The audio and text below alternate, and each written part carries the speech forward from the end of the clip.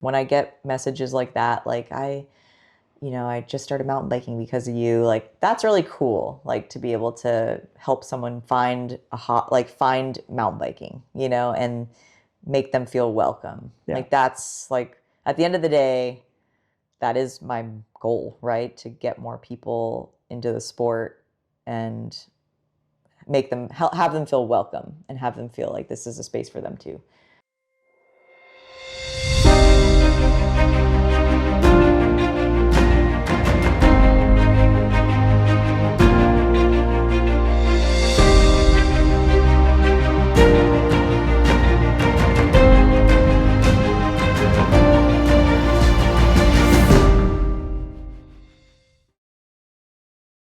What's going on, guys? Welcome back to Tales, Ales, and Trails. I'm Nick.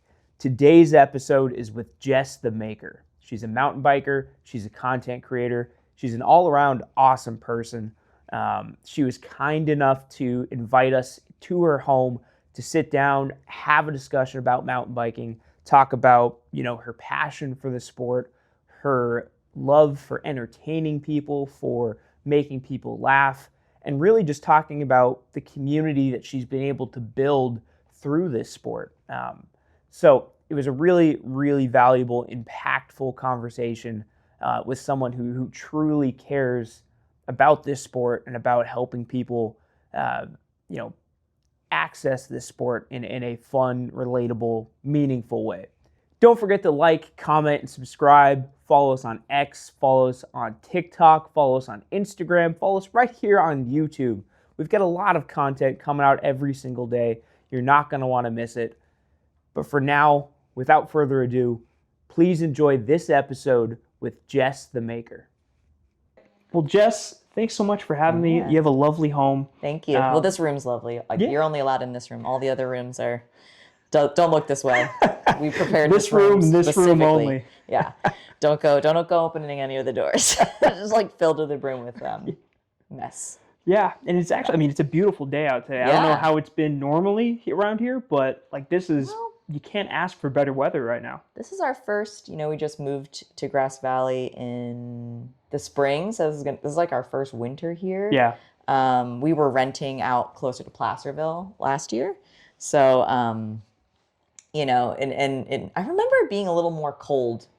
Sure. By this time. Yeah. So, and it's funny, you were mentioning down in Chico, there's a bunch of fog, and you go down the hill to Auburn, and it's just that cold, thick fog. Yeah. So I don't know, I think we're just above the fog line, and it's been very nice, although next week it's all rain. Yeah. So yeah. Just hunkering down for the... It's coming. Yeah.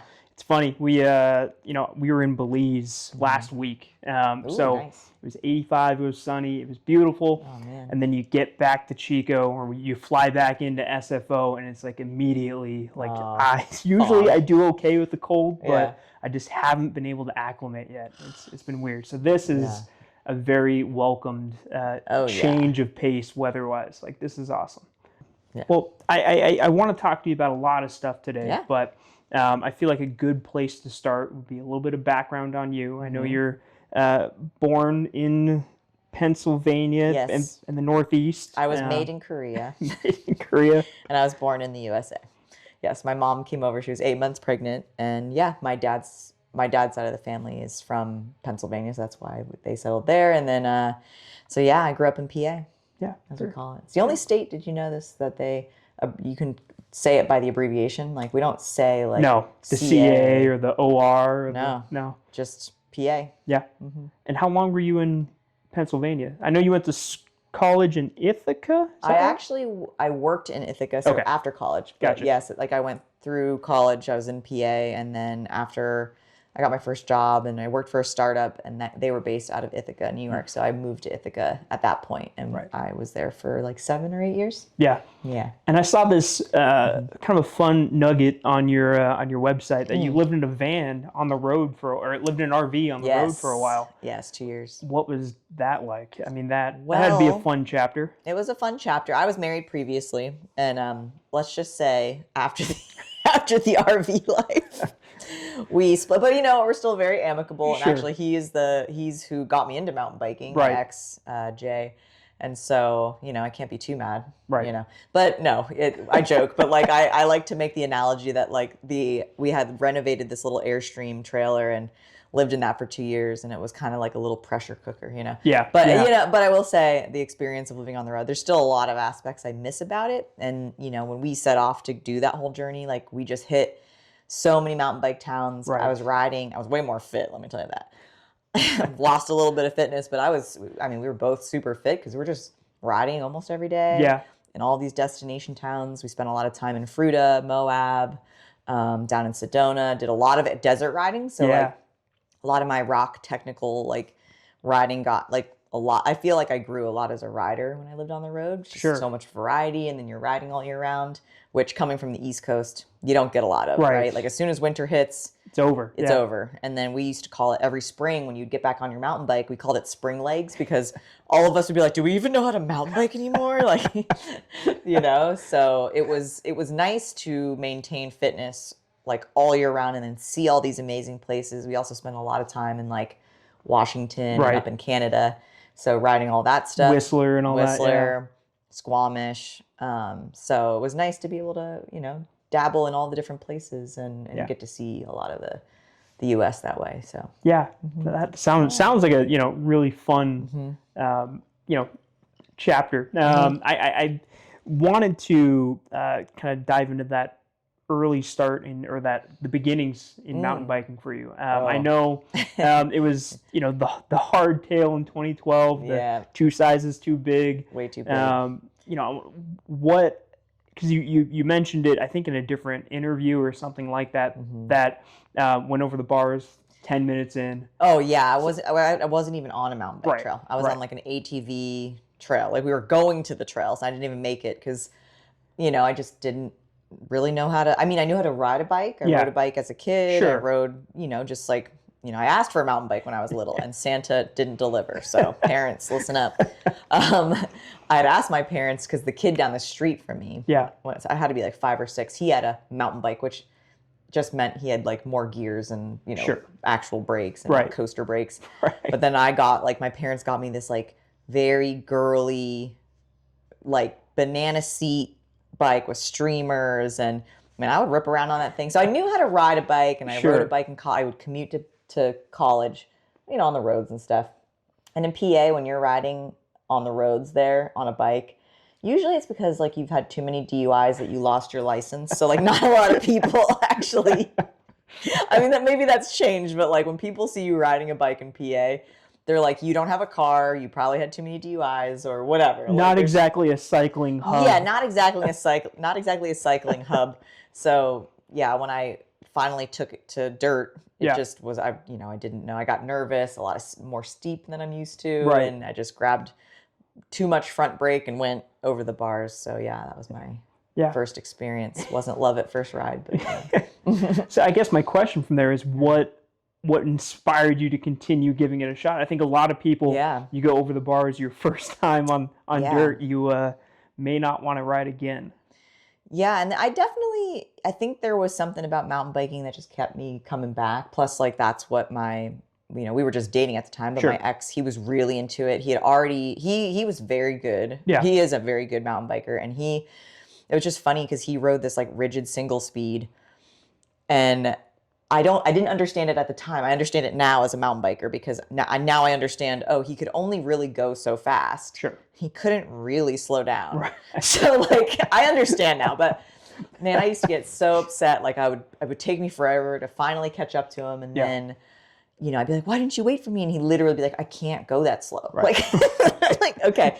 And especially because in PA, a lot of the trails there are rooty, rocky, and very undulating. So you have to keep your momentum through things or you're not really going to get through them like rock gardens and stuff. So it wasn't until when we moved to Ithaca, we started going to these group rides and I met other people that were a little more my speed or I could at least keep up with a little bit on the trail. Yeah. Because that was helpful to be able to see other people. Because I never saw him, right? My ex was just gone. So I'd get to this feature like a log over or a rock and I'd be like, what? Well, how do people do this? This is madness. Like, who in the right mind would want to go through this? And so when I finally started riding with other people, and it was like a decent group of women, that like would later become like really close friends of mine, I could see what they were doing and I was like, wow, okay, that's how you get through. And like we would stop and session things. And still to this day, like I would consider myself a session rider. Sure. So like distance and stuff is cool. Like I don't really Strava much because I actually love like conquering features. And so I love to go to things and like work on it. Right. You know? Yeah. So yeah. What about you? Do you like to session or you like I to just hammer some miles? I think if I had to classify myself as something, it would probably lean more towards XC. Okay. You know, I'm not a guy that's going to get airborne a lot. I do put a lot of miles in. I can get a little technical. I don't know if you've ever ridden in Chico, but Chico's kind of like Chico. I need to get out there. It's like all technical. Oh, okay, that's cool though. It's rocky like to rocks. A fault. Yeah. Nice. So you have when you learn out there, it makes a lot of other places seem really accessible. Like riding out here in Nevada City. Don't get me wrong, they've got some good stuff, but it's nowhere near as rocky. Like it's kind of the best. Yeah. when you're used to just putting all your miles in on really rocky terrain. So yeah, like it's funny, and I think I mentioned this to you when we were emailing, but I tried to ride with Biker B1 with Robert, and it's anyway, you know, you see these people riding online, you watch their videos, like, yeah, I could follow them, like, no problem. Yeah. And then you get out on a trail with them, and they're flying. I'm like, oh, okay, this is two different levels. People ride fast here.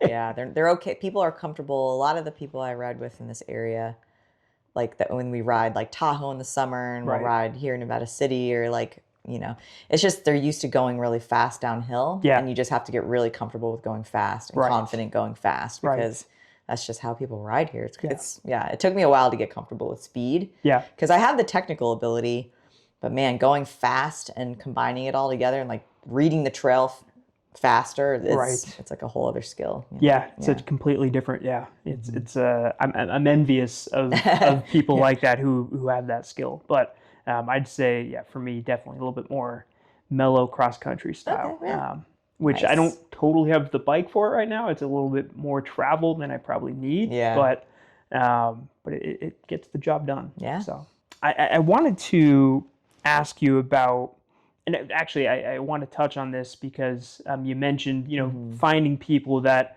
were more your speed when you're starting out and you know, kind of learning the ropes of mountain biking. And it feels like that's a through line with pretty much everyone I talk to about mountain biking. I mean, you love it because of the sport, you know, you get passionate about it because of the sport itself, but you stay there because of the community, of being able to, you know, find these people who, you know, share this interest and, you know, you get to have these experiences together.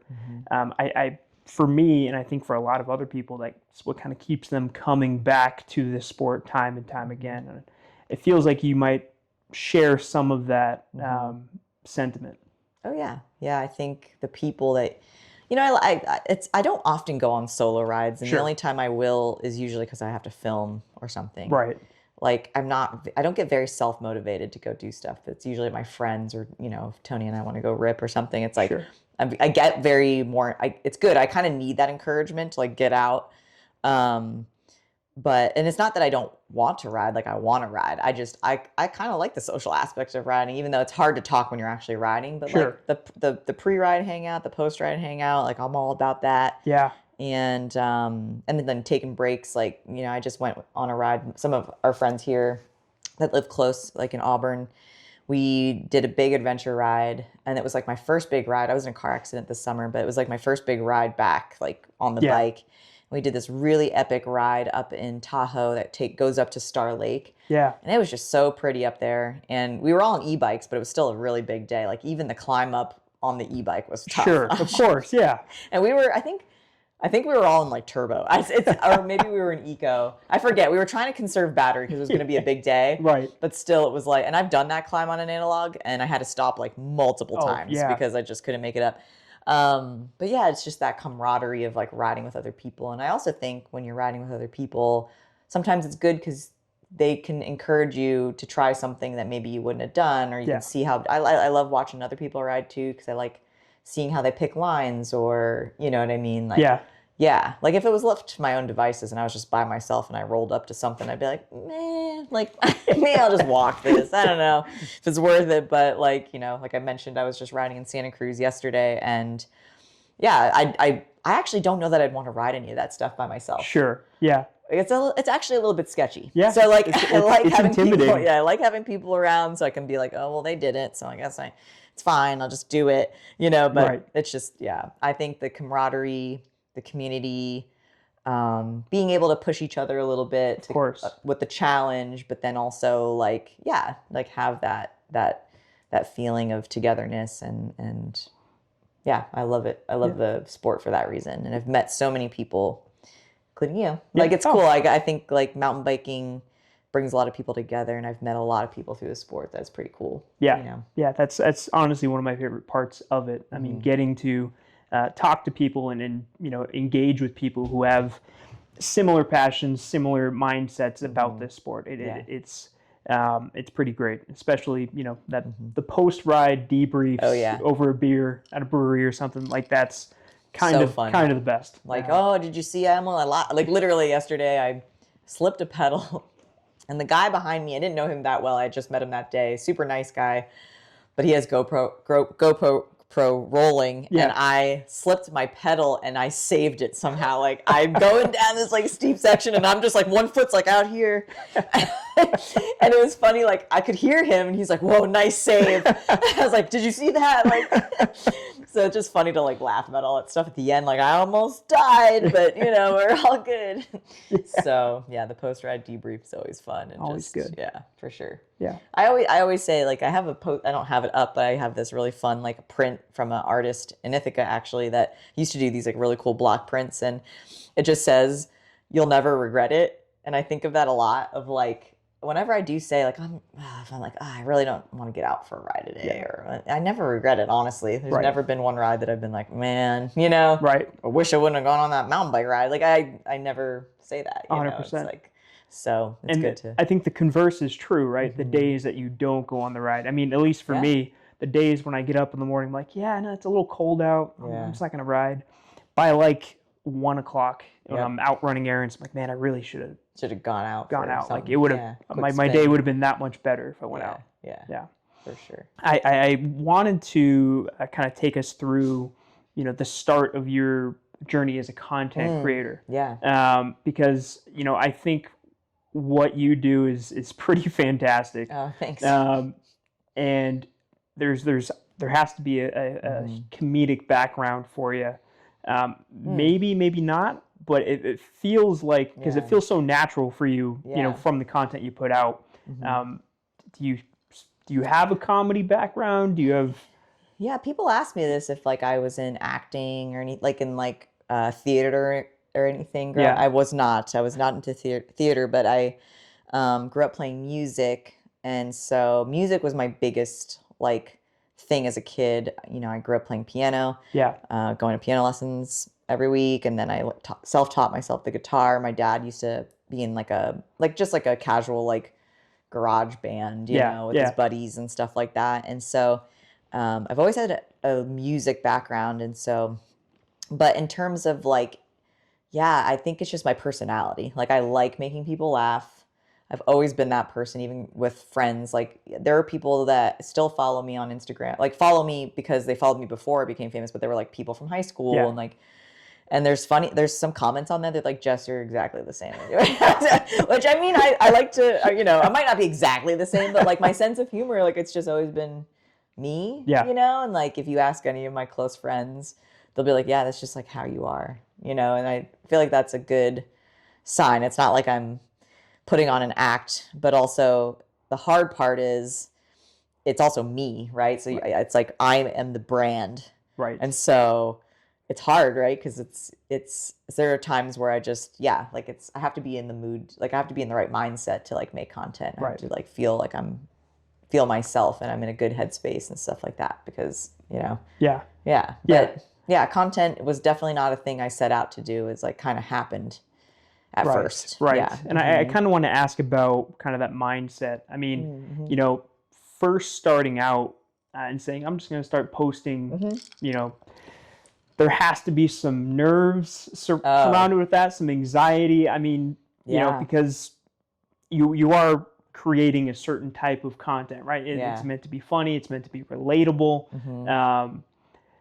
And I think there's always, you know, at least for me, there's always like in the back of your head, like, hey, what if nobody likes this? What if this isn't what people are looking for? Like, how did you grapple with that when you were first starting out? Yeah. Well, I'll just say too, like I still grapple with that. There's still days where I'm like, oh man, is anyone going to find that? Like, is this like, what did I just make? Like, but I just remind myself, like, I had a lot of fun making it. Yeah. You know, I enjoy creating something, and that happens to be like silly, funny videos. And I try my best to make something that I feel like will be, you know, that feels authentic to who I am, but also makes people go, oh yeah, me too. Like, that's happened to me, or like make people feel a little more sense of like that, you know, like, I can relate, you know, or, and I just love that. I like that because immediately I make a connection with somebody. Yeah. And, but yeah, no, I still like, even in the beginning, it's funny.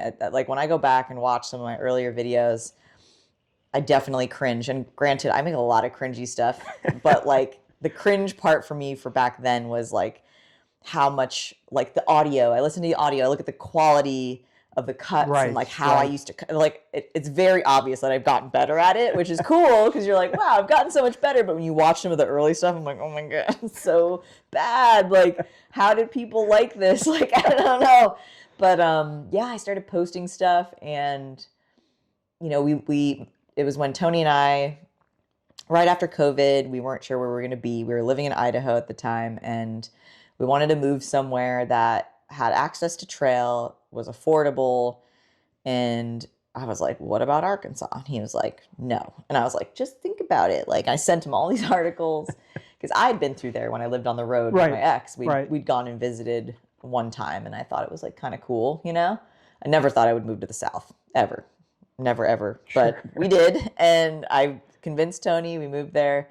And I took a bit of a break. I used to work in tech, and I took a bit of a break from working because I just was tired of looking at a screen all day. Yeah, 100%. So I got back into mountain bike coaching. I used to coach, you know, like when I first got into mountain biking in 2012, fast forward in 2016, 2016 or 2017, I got my first level 1 certification through PMBIA. And then was just coaching here and there for different groups. Like I never ran my own. I still have never run my own coaching business. I've always coached for other people that have businesses. And so getting to Bentonville, I was like, maybe I'll just like put my feelers out and see if I can coach for an organization here. There's like the Women of Oz. There's Rich Drew, who runs the Ride Series in Bentonville, who I've coached for both. So it was kind of cool getting back into coaching, but also getting back into the beginner's mindset again. Like I'm exposed to all these people because, as we know, like COVID, there was a big boost of ridership because people, you know, were working from home, and they were like, well, we want to get outside, and what can I do? And so here, especially in Bentonville, you just had this huge influx of people that were all beginners. Yeah. And then I'm seeing it all, and it was almost like I was reliving my own beginner experience. And so that's kind of what inspired me to start making content, just like silly stuff, you know? And my first video, I feel like that like went viral, that I thought, oh, I might be onto something here, was because Tony and I bought a fixer-upper when we moved to Arkansas. It was a bit trashy, and it was $160,000. And it was very bad inside. So anyway, it was like, if you could, anything you could imagine about a fixer-upper, it was that. Like carpets in the bathroom, leaking toilets. They were like avocado brown color. It was just disgusting. Yeah. So I made this video because I at the time used to ride a Revel bike. And it was like, I loved that bike, you know? And I remember being like, here I am. I have this high-end mountain bike, right? Yeah. And I lived in this like dump of a house. And I was like, this would be a funny video, like how to afford a high-end mountain bike.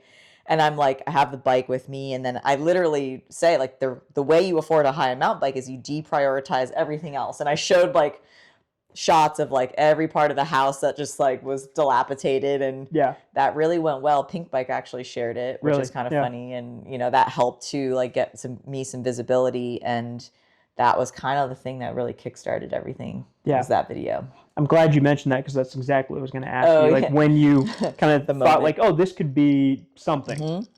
Yeah. And that had to be kind of a crazy, like, getting that first viral moment. You're like, oh man, like a lot of people are seeing this. Yeah. And like the followers, and it's funny because like my handle was Jess the Maker, which was my design. I used to do design work.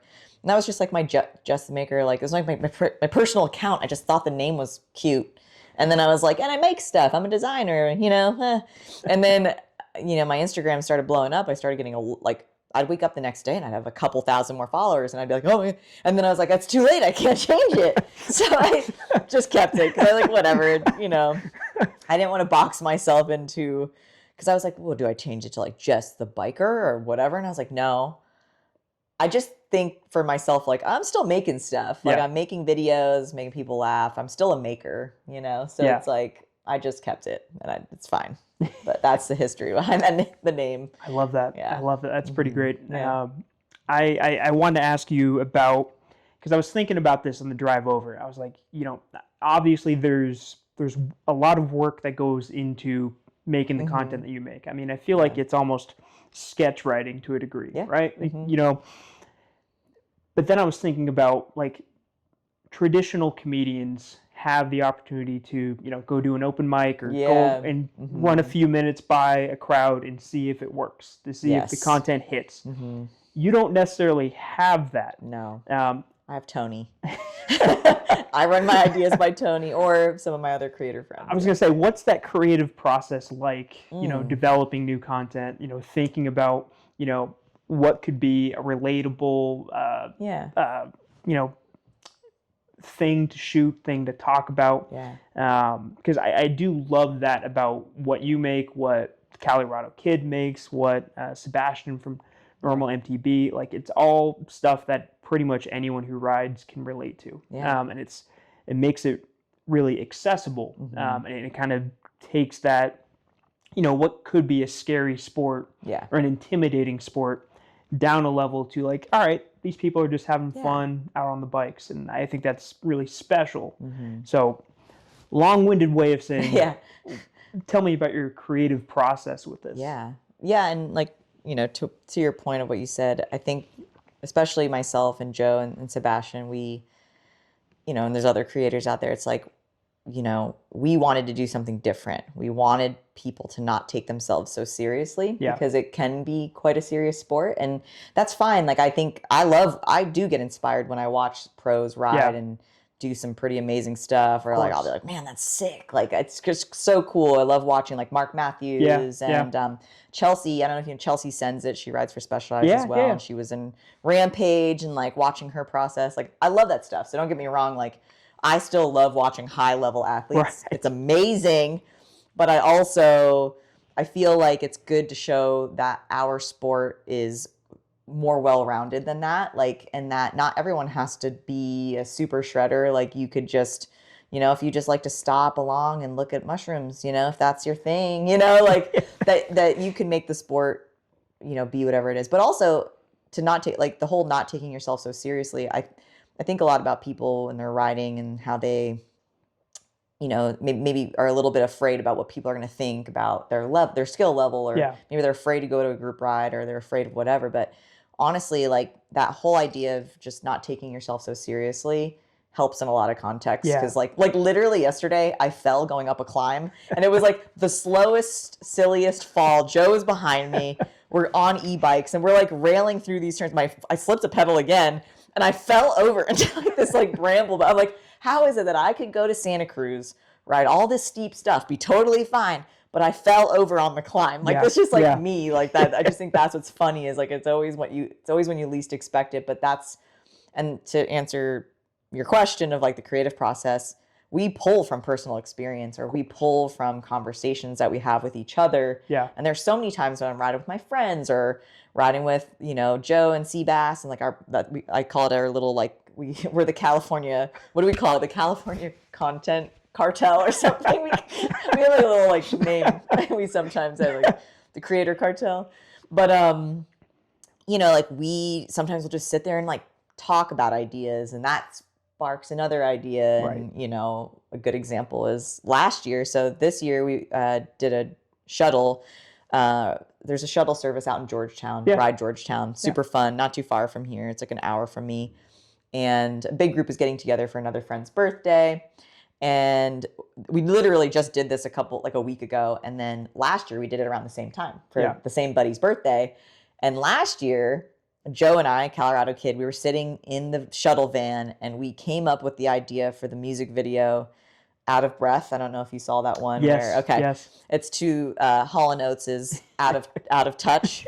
But we, you know, redid the words and we were literally like singing it as we were in the, like, that's how it was birthed, that whole idea. And then when we just this year were in the shuttle, I was like, hey, Joe, remember, like, this is where we came up with that idea. And he was like, oh yeah, it was like a year. Yeah. So it's cool to kind of see like, oh yeah, this led to this and that we created it and it's out there. And so, yeah, we just pull from personal experiences and it's very important that we jot those things down because it's very easy to forget. And I feel like it's never a lack of ideas. I feel like there's always so many ideas. At least for me, I have ADHD, so the ideas are aplenty. It's the execution of the ideas that are challenging and prioritizing of the ideas and also looking and saying, is this like, I come back to my why, like, okay, is this gonna make people feel like they can relate, like that out of breath video, like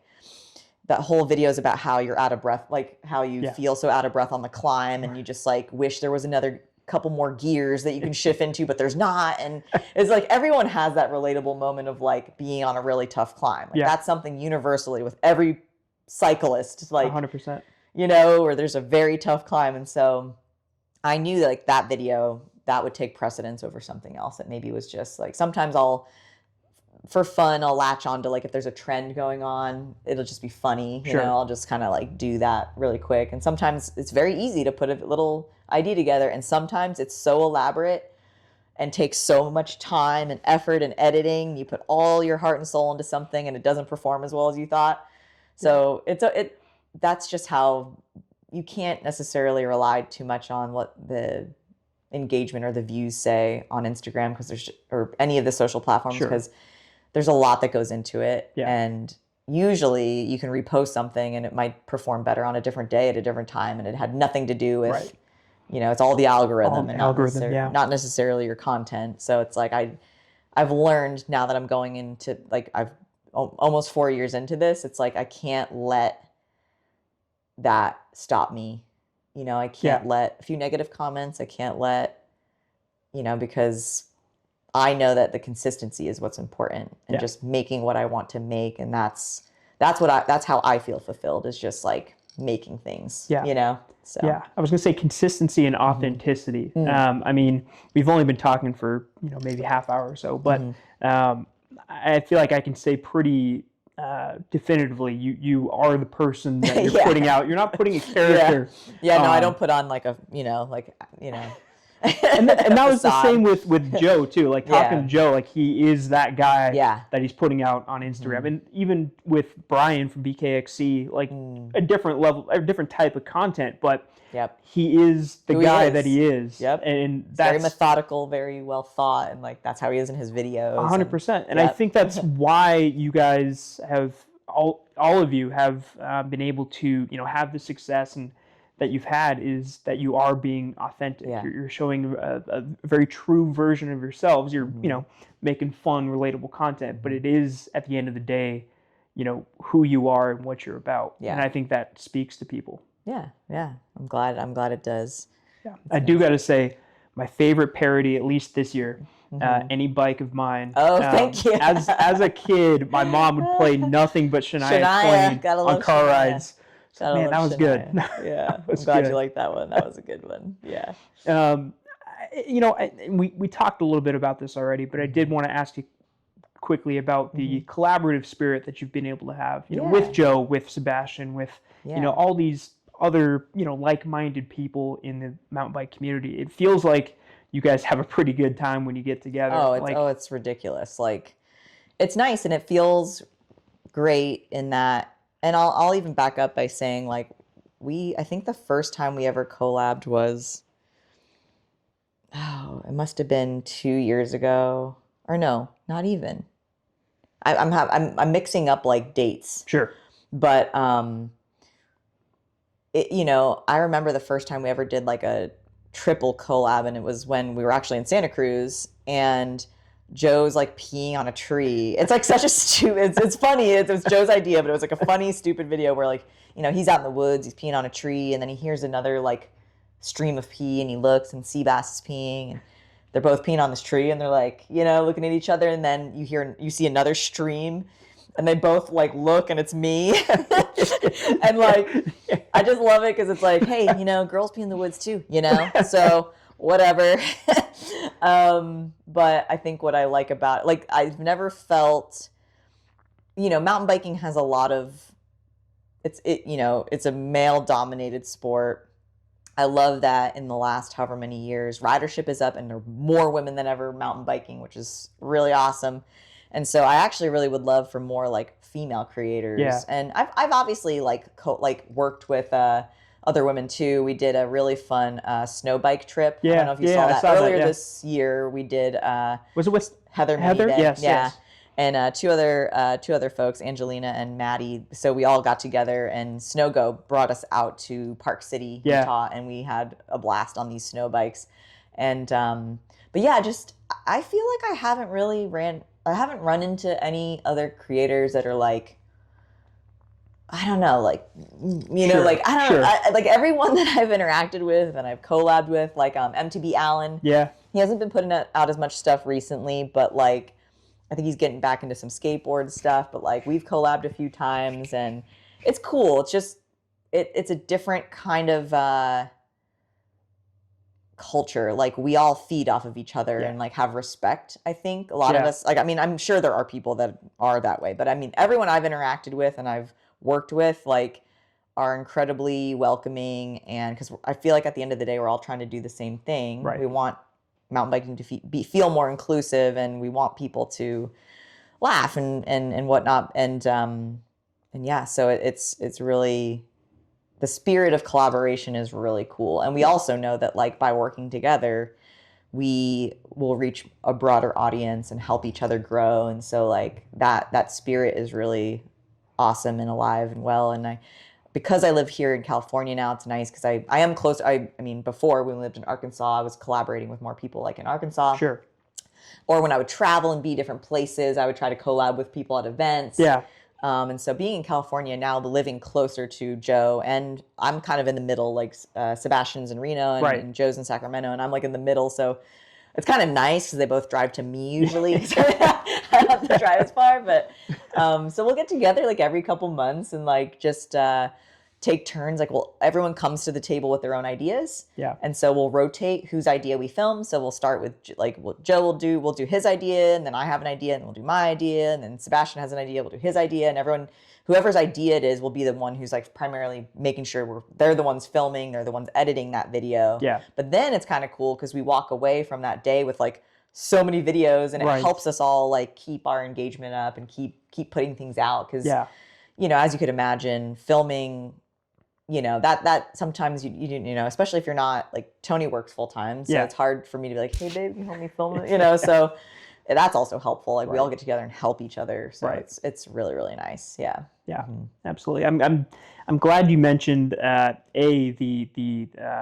inclusivity side of things, and B, I remember that trip that you guys took, you, Heather, Maddie, because I was looking into, like, for years, I was kind of enamored with the idea of snow bikes. Snow bikes, yes. Yeah, I was like, I don't snowboard well. Like, I have snowboarded, but not well. I was like, snow bikes feels like a thing that would make sense. But I guess where I'm going with this is, I feel like when we did the math before we started recording, 4 years of content creating for you. It feels like you've been able to, have these really cool opportunities to have these experiences, go to these places, engage and connect with all these kinds of different people. Did you ever kind of envision this kind of lifestyle, being the norm? No.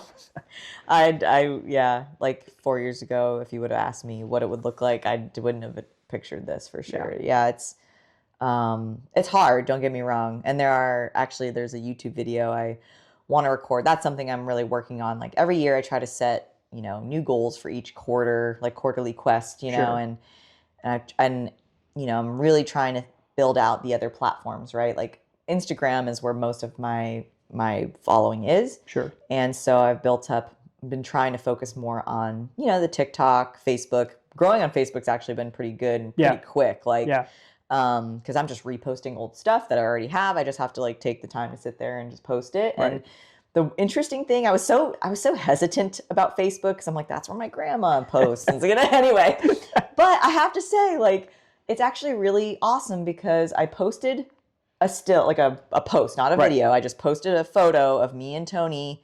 And I was like, I'm so grateful I have, like, this is my favorite ride buddy. And like, who's your ride buddy? And it was so cool because people were commenting and posting their photos of their people that they love. And I was like, I almost could cry, but I was just like, oh my God, like, look at all. And so that was what was cool. And I was like, okay, I can see why people like Facebook. It's a little more personal, it feels like. And there is an older demographic, but, like, it's amazing.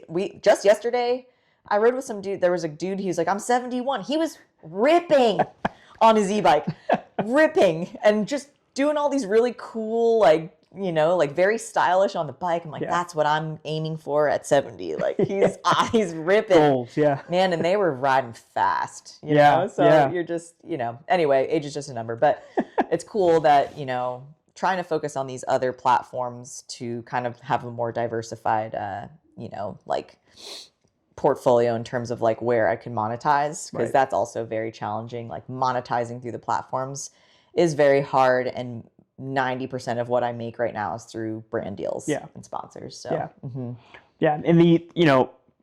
we're at a time where the landscape, the mountain biking landscape, is changing dramatically. I mean, I feel like you guys across the board are having to adapt and find different ways to make things work. I've seen a lot of content creators, talk about, not having brand deals as much, or, losing a sponsor, stuff like that, because the industry is going through such a different period of time than it was a few years ago. Are you, not to take this serious, but like, are you seeing any of that? Are you having to adapt, to what's going on right now? Yeah, a lot of brands, like a lot of mountain bike industry partners that I have, they are definitely feeling the pain right now with like that post-COVID sort of inventory thing. And like, I think also, it's funny. I asked on Threads, which is like Instagram's Twitter, right? So like I have a decent following on Threads, and I had asked a while ago, why do you feel like the mountain bike industry is struggling? I asked everybody else. And it's amazing what people have said, because it's like all of it feels very spot on. Yeah. And one of the things too is like here, bikes have gotten so good that like people aren't needing to upgrade every couple of years. Like now it's like you could be riding a bike that's like 5 years old now and it's still pretty great. Like the geometry's fine, and it is really hard to be in the industry where, one, like this year I ride for Specialized. Yeah. Not really sure what's happening for next year. There's no contract signed for next year. So, it's like, it's hard because obviously I love riding Specialized bikes. They're great. But it's really hard to be like, you should buy this $10,000 e-bike, like that's a lot of money for people. It's a big investment. It's a big investment. I mean, they're amazing bikes. Don't get me wrong. Love every single bike I ride. That all my Specialized bikes are great. But it's like, I had this conversation with somebody. I'm like, if I didn't have an e-bike, because that's part of my sponsorship, contract where I get a certain amount of bikes per year. Yeah. If I didn't have that, like, would I have bought one? Like, I don't know. Right. It's a weird question to ask myself. I'm like, would I have bought one? I don't know. Yeah. Because as soon as I started riding one, let me tell you, the fun factor goes up. Fitness goes down, fun factor goes up. It's hard. It's all about the fun factor, though. I know, it's so hard. But it's like, it's fun. Like, I tell people the main reason I ride is because it's fun. Yeah. I want to have fun. Exercise is like a side benefit for me. But I will say I miss that part of it. Like, and going out more often and doing all that stuff. So anyway, I think the industry's feeling it, but ridership is up. Yeah. So I actually think this is the time where a lot of brands should be investing in marketing. Yeah. And not just showing, like if there's anything I wish more brands would do is show the more relatable side of mountain biking and not just show all these cool, I mean, once again, all the cool photos of pro level athletes doing cool stuff. Very awesome. It's cool. But also Very like cool. show a family like riding together, show, like show the other sides of the sport. There's this guy, he's a recent creator. He's just started putting stuff out and he lives in Bentonville now. I didn't know him when I lived in Bentonville. He just started mountain biking recently. He's like a basketball player. I've seen this guy. He rides with his dog? Yes. He's so funny. Somehow his video got recommended to me. I started following him. And I messaged him, I'm like, dude, I wish I would have known you when I lived in Bentonville because his stuff is so funny and from a beginner's perspective, amazing. And I feel like more brands should be looking at that experience and remembering and trying to also market. And I'm not saying get rid of all the cool pro shots. I like to see that too. There's definitely a place for that. Yeah. I want to strive towards something, but also to get more people into the sport, make them feel welcome, like show a more well-rounded, like have a more well-rounded marketing plan, man. Yeah. Like just, it's not that hard. Like, come on. Well, I think that's the beauty of it, right? I mean, the beauty of the sport itself is it can be for everyone. Like there's no, whether you're riding, a super easy green, whether you're riding a double black diamond, it's still mountain biking. It's whatever your version of mountain biking is. Like it doesn't have to be, and I trust me, I love watching people do insane things on the bike, but I feel like the vast majority of people who are swinging a leg over the bike are not doing that. They're not hitting Red Bull style. No. They're just out there, like you said, to have fun, to spend time with friends, family. Maybe they get into some gnarly stuff, but maybe they are just going out for a bike ride. And I think there's a lot of room for that to be showcased. And I think now more than ever. Yeah. So, yeah. I don't want to keep you too long. I do want to ask you about, kind of you being a supportive member of the mountain bike community. I think about you being an ambassador for Leave No Trace. I've been kind of circling around this idea, and I don't know how you feel about it, but, we talked about this a little bit earlier.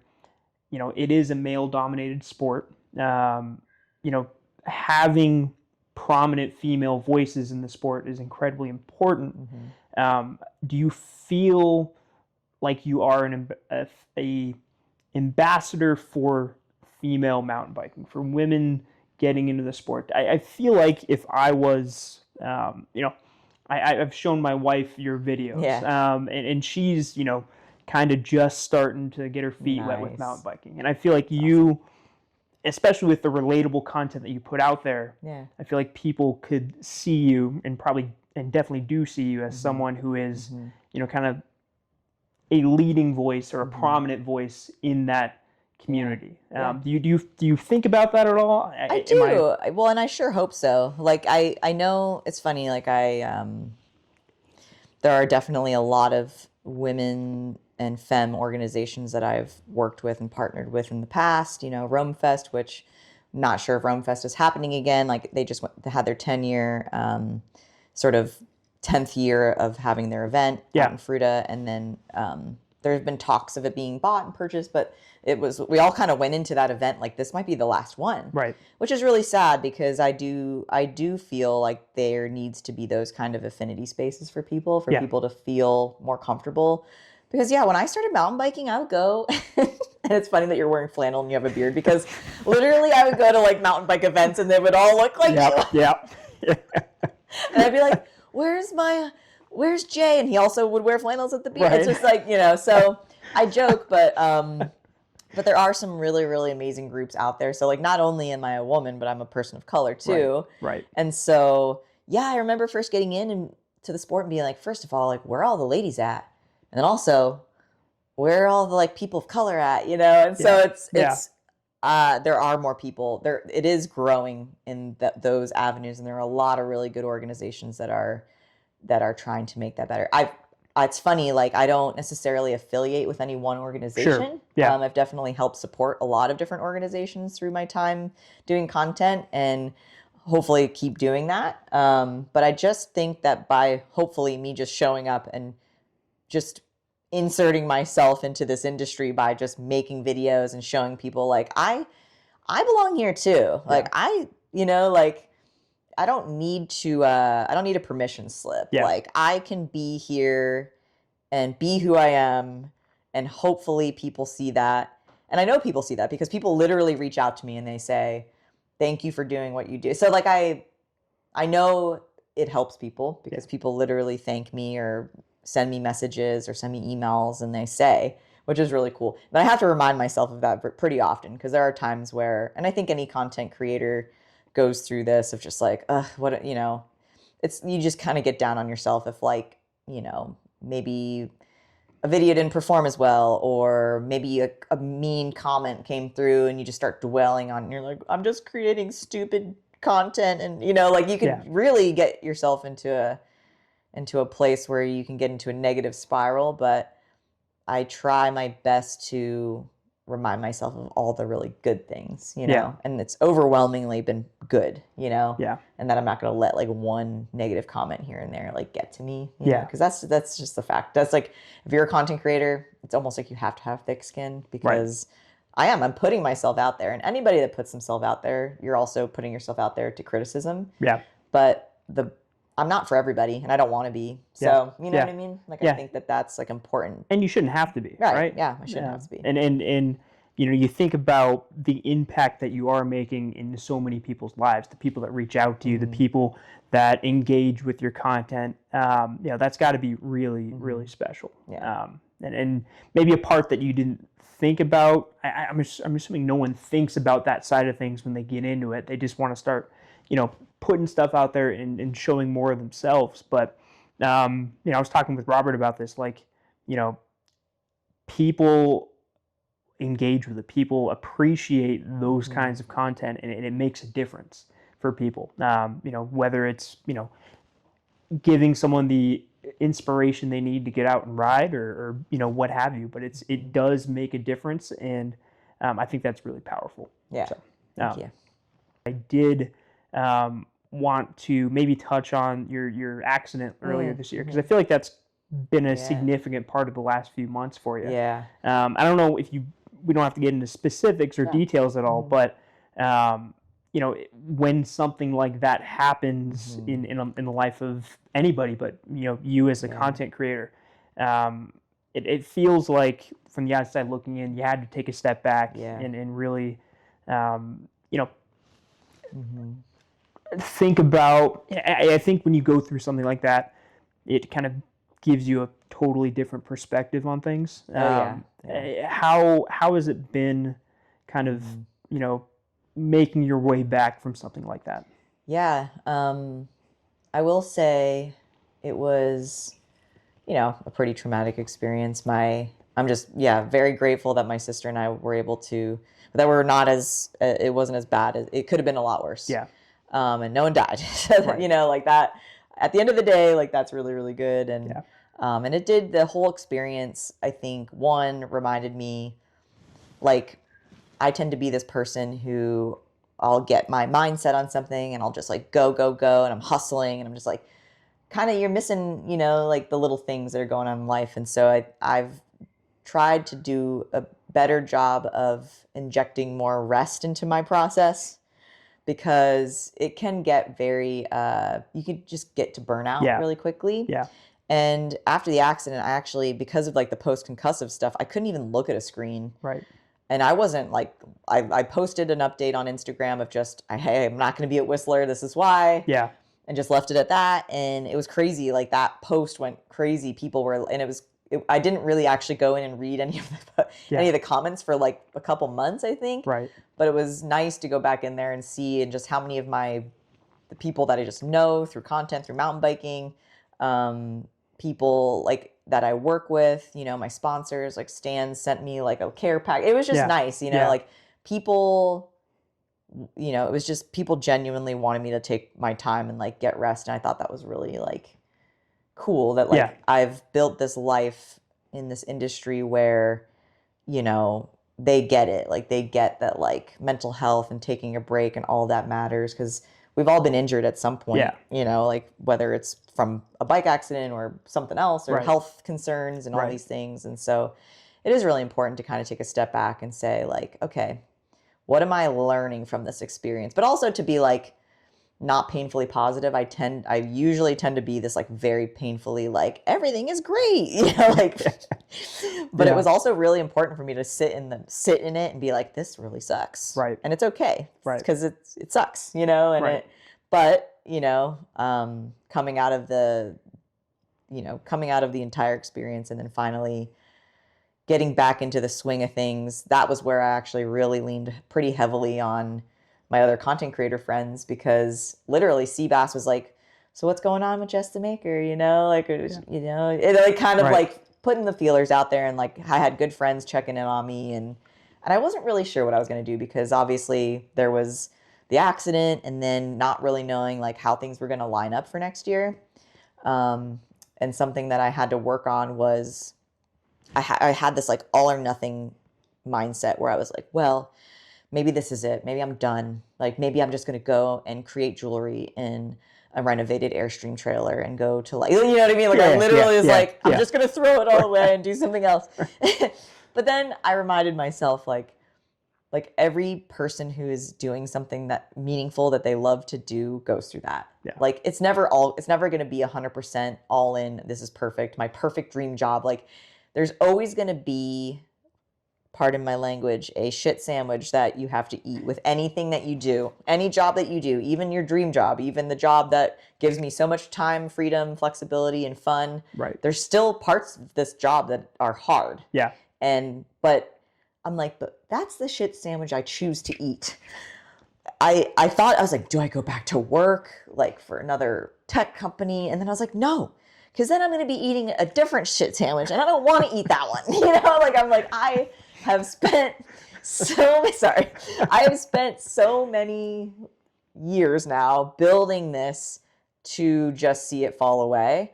So now it's more just like coming at this with a different lens, looking at my business a little bit differently, making sure that I'm making time for the other things and not just like going all full gung-ho business, but making sure I spend time with my family, my friends, Tony, like making sure I'm like taking really good breaks and restful periods and doing other things that aren't content. Right. Because it's really, it could almost become this like, you just feel like constantly under this pressure of like having to create.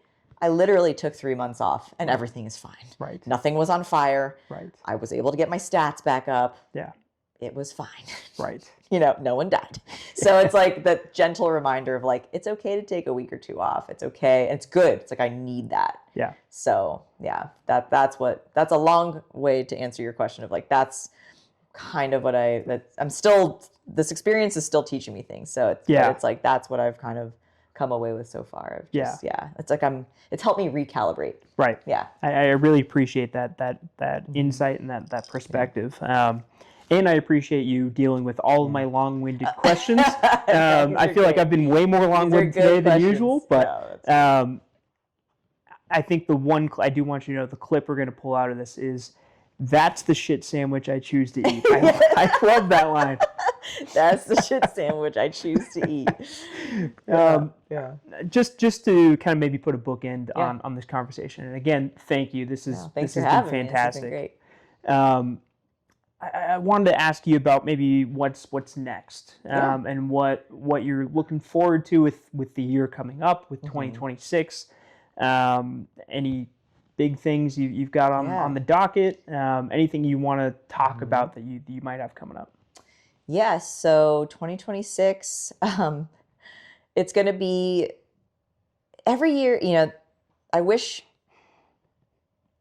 it was a little easier sometimes in any freelance work that you do, because even when I was doing design freelance, there's never any guarantees really, right? Like if you I don't make a steady paycheck. I don't have a salary. I have to hustle that, right? In that way where I have to go. And so But I've been fortunate enough that over the years, a lot of brands have come to me, and I'm like, oh, okay, and I'm like, no, like I should be going after the brands I want to work with, and I should be take a more proactive approach instead of this like everything's coming at me and I'm fielding all of these like things. It's more like I'm trying to be a little more proactive of how I diversify my income, who the brands I really, really want to work with, how I prioritize those proposals or whatever. So a bit more intention, a bit more proactivity with that. And then a little less like travel. Like I really, really want to I love travel trips. Like I love going places, and we are going to Japan. Oh, very cool. That was one of the trips that we actually had to push from last year because of the car accident. So that ends with Evo. Yeah. The retailer Evo also has a separate part of their business called Evo Trips. So they run mountain bike trips. They do snowboard trips. So we have a mountain bike trip coming in May. And so I already have 4 folks that are signed up for that, which is really cool. I think there's like 2 or 3 or maybe 4 more spots. I think it's like 8 total. So yeah, that'll be like one of my big trips for next year. And likely doing a couple of the fests, like probably Sedona Fest. Sure. They moved that to the fall, which is going to be nice. But honestly, I try not to stack up too much because I really do enjoy being here at home, and it could get very easily very jam packed. Oh, of course. So trying not to overextend myself. That's another goal for 2026. And, unfortunately that means saying no more to things, which it's sad, but at the same time, I can't say yes to everything. So I try to be a little bit more selective of those types of trips and stuff like that. Yeah. And so, yeah. And then, like I said, just rounding out some of the other socials, trying to do more long form, which is hard. Yeah. It's hard. But I think it also gives people an opportunity to get to know me in a different way, because I'd make such short content that unless you're following my stories or are able to watch some of my long form, which I don't put a whole lot out there right now, it's like people don't really get a sense of like my full personality sometimes, So it's like, it'd be kind of cool to be able to put more long form content out there too. So hopefully putting that together. Definitely. Next year. Yeah. Very cool. Sounds like awesome. Sounds like it's going to be a big year. Hopefully, yeah. 2026. Big year. Yeah. Man. I want to take a moment just to maybe do some reflecting about the journey that you've had so far. And when I think about this, I think the thing I think about most is, the community that you've been able to build through all of this, like the people that you've been able to collaborate with, like we talked about, the people that you've been able to make an impact on with your content. What's been the most rewarding part about this journey so far? Yeah, I think really just inspiring people to get on bikes. Like when I get messages like that, like I just started mountain biking because of you. Like that's really cool. Like to be able to help someone find find mountain biking, and make them feel welcome. Like that's like at the end of the day, that is my goal, right? To get more people into the sport and make them have them feel welcome and have them feel like this is a space for them too. So that's as long as I'm doing that and laugh. I like making people laugh. I really do. So absolutely. To wrap things up today, I feel like I got to ask you, since I saw it on your website, and since I also watch it on repeat. Do you? New Girl? Oh yeah. Okay, good. It was like on a loop in our house in college, and now it's just like the comfort. Yeah, we keep it on the background even sometimes. That and Seinfeld, but I'm just a Seinfeld head from way back. But a quote that's maybe not even a favorite quote. What's the quote you say the most from New Girl? I mean, literally, Tony and I say it all the time to each other, but we say, like, give me cookie, got you cookie. Give me cookie, got you cookie. Because we eat a lot of cookies, so whenever like we have cookies around, I'm like, could you give me a cookie? And he's like, give me cookie, got you cookie. Like we literally say it all the time, so that has to be my favorite because we say it all the time. But Probably my favorite scene, though, is when they're doing like these flashbacks and Winston is on a date and the homeless man comes up to them and he's like, I will be your father figure. That, like, I just like, anytime I see that scene and they're sitting there and you can tell they're trying really hard not to laugh. Yeah. But they're also just like, you know, like, oh, it's definitely like that scene. It's so funny. Yeah, I love it. Everything, that show is just so great. So it's like no wasted time. No. Like everything always just is hits. perfect about Yes. it. You know, whenever we, when if there's ever a time when you know maybe we've had too much to drink and it's the morning after, we'll put on YouTube collaboration of Nick's sayings. Like So, and it's just him. Seems like I'm not convinced I can read. I've just memorized a lot of words. Like it's kind of like one of the best sitcom characters ever. Good. So good. Yeah. But nice. Jess, thank you so much. Thanks, this has been awesome. This has been a lot of fun. I think we're gonna do a little bit of writing after this. Yeah. But, yeah. Thank you so much. Awesome. Thanks for having me. Yeah. Thanks for watching. All right. Or listening. Cheers. All that. Noise.